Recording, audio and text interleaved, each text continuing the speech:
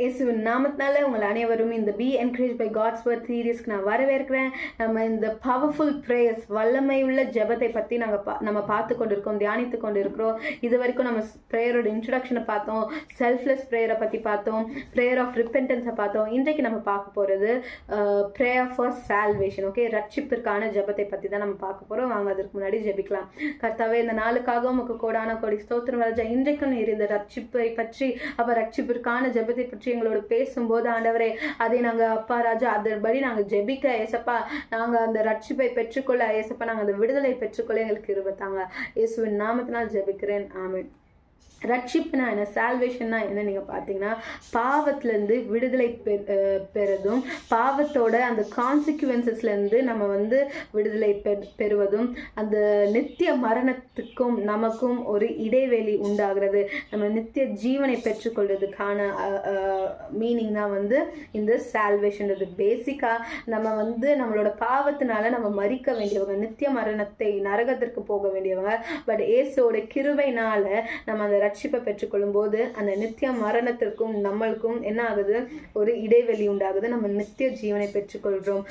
பாவத்துல இருந்தும் அதோட கான்சிக்வன்ஸ்ல இருந்தும் நம்ம விடுதலை பெற்றுக்கொள்கிறவர்களா இருக்கிறோம். ஆமென். ஓகே, ஜான் 3:16, அதாவது யோவான் 3:16 வாசிச்சோன்னா, தேவன் தம்முடைய ஒரே பேரான குமாரனை விசுவாசிக்கிறவன் எவனோ அவன் கெட்டு போகாமல் நித்திய ஜீவனை அடையும்படிக்கு அவரை தந்தருளி இவ்வளவாய் உலகத்தில் அன்பு கூர்ந்தார் அப்படின்னு இருக்கு. For God so loved the world that he gave his only begotten son, that whoever believes in him will not perish but have eternal life என்றதுதான் வசனம் சொல்லுது. கரெக்டா? இதுதான் central theme of the Bible. வேதாகமத்தோட மையமே இந்த வசனம் தாங்க. இயேசு இந்த பூமிக்கு நம்மளுக்காக மரித்து ஒரு புது என்ன சொல்றது, நம்மளுக்கு ரட்சிப்பை கொடுத்திருக்கிறாரு. நித்திய ஜீவனை அடையும்படிக்கு நம்மளுக்கு அவர் என்ன பண்ணியிருக்காரு, கிருபையை பாராட்டிக்கிறாரு. ஸோ இன்றைக்கு அந்த ரட்சிப்புன்றதுனா என்ன, தேவனோட கோபாக்கினையிலிருந்து நம்ம சேவ் ஆகுறது தான் ரட்சிப்பிற்கான அடையாளம். நம்ம யோனா 2:6 வாசிப்போம். பர்வதங்களின் அடிவாரங்கள் பரியந்தமும் இறங்கினேன், பூமியின் தாழ்பார்கள் என்றென்றைக்கும் என்னை அடைக்கிறதாயிருந்தது. ஆனாலும் என் தேவனாகிய கர்த்தாவே, நீர் என் பிராணனை அழிவுக்கு தப்புவித்தீர். இங்கிலீஷ்ல வாசிக்கலாம். I went down to the moorings of the mountains, the earth with its bars closed behind me forever. Yet you have brought up my life from the pit, O Lord my God. அதாவது நம்ம பாவத்தில் இருக்கும்போது அப்படிதான் நம்ம இருக்கோம்ல. அதாவது அந்த பாதாளத்தின் கதவுகள் நம்மளுக்கு நேராக சாத்திக்கிட்டு இருக்கிற மாதிரியும், அதாவது அந்த அப்படி அடிமட்டத்துக்கு போன மாதிரி ஒரு விடுதலையே பெறாத மாதிரி தான் நம்ம பாவத்தில் இருக்கும்போது இருக்கும். கரெக்டா? ஆனால் ஏசப்பா எப்படி யோனாவை அந்த பிட்ல இருந்து, அந்த பாதாளத்திலிருந்து, அந்த மீனோட வயிற்றுலேருந்து வெளியில கொண்டு வந்ததை போல நம்மளையும் அந்த பாதாளத்திலிருந்து, நரகத்தின் பிடியிலிருந்து நம்மளை ஆண்டவர் வெளியில கொண்டு வந்திருக்கிறாருங்க. இன்றைக்கு நீங்க இன்னும் ரட்சிப்பு பெற்றுக்கொள்ளலைன்னா நம்ம இந்த ஜெபத்தை வைத்து நம்ம ஜெபிக்க போறோம்.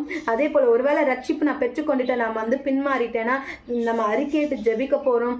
இல்லை, நான் ரட்சிக்கலாம் பட்டுட்டேன், நான் ஆண்டவருக்குள்ள நல்லா தான் இருக்கேன், ஆனா எனக்கு நிறைய போராட்டங்கள் இருக்கு அப்படின்னா, ரட்சிப்புனா அந்த இடத்துல உங்களுக்கு ரட்சிப்பு, ஒரு விடுதலை, ஒரு டெலிவரன்ஸை ஆண்டவர் இன்றைக்கு உங்களுக்கு கொடுக்க போகிறாரு. இந்த யோனா அந்த மீன் வயிற்றுக்குள்ள எதனால விழுந்தாரு, அவரோட கீழ்ப்படியாமையினாலதான். Okay, so from disobedience to deliverance God was faithful in Jonah's life. So அதே மாதிரி கீழ்ப்படியாமை இருக்கிறதுல இருந்து யோனாவை விடுதலையாக்கும் வரை தேவன் யோனாவை கைவிடவே இல்லைங்க. யோனா தான் இயேசுவை கைவிட்டு போனாரு, ஆனா இயேசு யோனாவை கைவிடவே இல்லை, அவரை விடுதலையாக்கினார், அந்த ஊழியத்தை செய்ய வைத்தார். அதே போல இன்றைக்கு நீங்க தேவனோட கரத்தை பிடித்தவர்களா இருக்கலாம், ஆனா சடனா தேவனோட கரத்தை விட்டு நீங்க விலகி கொண்டிருக்கலாம். நான் தேவன் இன்றைக்கு உங்களை பாதாளத்தின் கதவுகளிலிருந்து, பாதாளத்தின் வல்லமையிலிருந்து விடுதலையாக்க போகிறாரு. ரட்சிக்கப்படல, ரட்சிப்பை தர போறாரு. ரட்சிப்புலேருந்து பின்மாறினீங்கன்னா உங்களுக்கு ஆண்டவர் அந்த மீண்டும் இன்னொரு வாய்ப்பை தரப்போகிறாரு.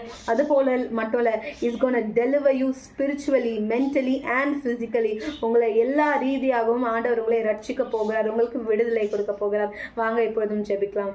கர்த்தாவே, இந்த நாளுக்காக உமக்கு கோடான கோடி ஸ்தோத்திரம். கர்த்தாவே, அப்பா, நாங்கள் நாங்கள் விழுந்த இடங்கள் உமக்கு மாத்திரமே தெரியும் ராஜா. இப்பொழுது நான் ஜெபிக்கிறேன் ஏசப்பா, ரட்சிக்க முடியாதபடிக்கு இருக்கிற தடைகளை நீங்க நீக்குங்க தகப்பனே. பின்மாற்றத்தில் போனவர்களை உங்க பக்கம் இழுத்து கொள்ளுங்க ராஜா.